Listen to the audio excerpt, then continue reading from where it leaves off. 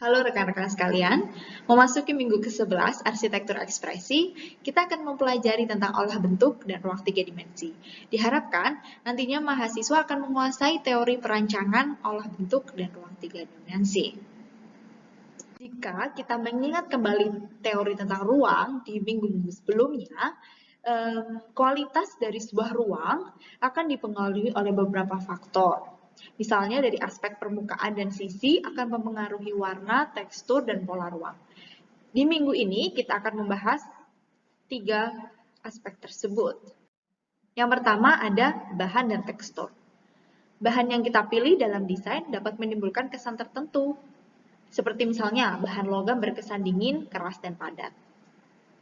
Lalu bahan atau benda memiliki kualitas permukaan yang ditunjukkan oleh teksturnya. Karakter permukaan bahan ini dapat dikategorikan berdasarkan perabaan dan juga penglihatan.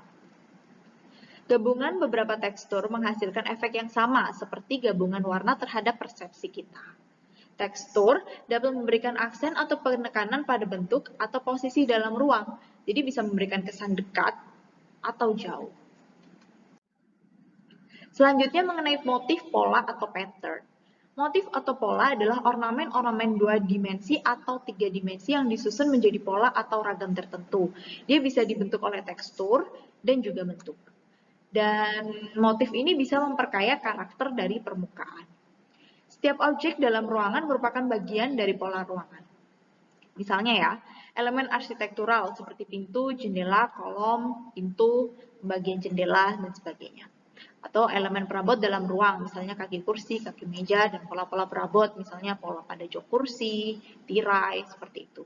Ini bisa dilihat di gambar, ini adalah susunan dari kolom atau elemen arsitektural. Sehingga dia menciptakan sebuah pola yang berulang, seperti itu. Oke, selanjutnya tentang olah bentuk dan ruang tiga dimensi. Kita di sini bisa memulainya dari sketsa ya, sketsa monokromatik menggunakan pensil gitu. Jadi kita awalnya mungkin bisa dengan mengkombinasikan beberapa bentuk dasar tiga dimensi seperti kubus dan juga lingkaran misalnya.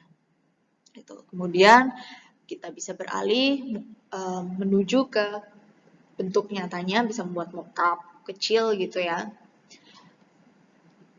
Lalu kita olah bentuk-bentuk dasar itu misalnya dengan pengurangan, penambahan, atau ditekuk seperti itu.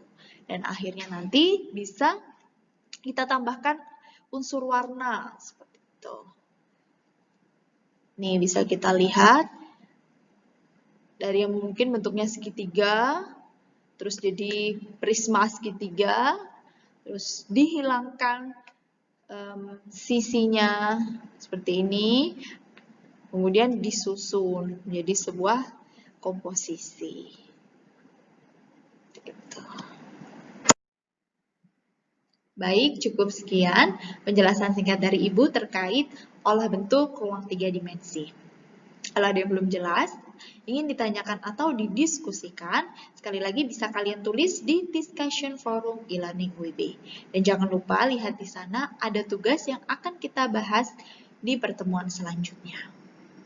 Terima kasih. Wassalamualaikum warahmatullahi wabarakatuh.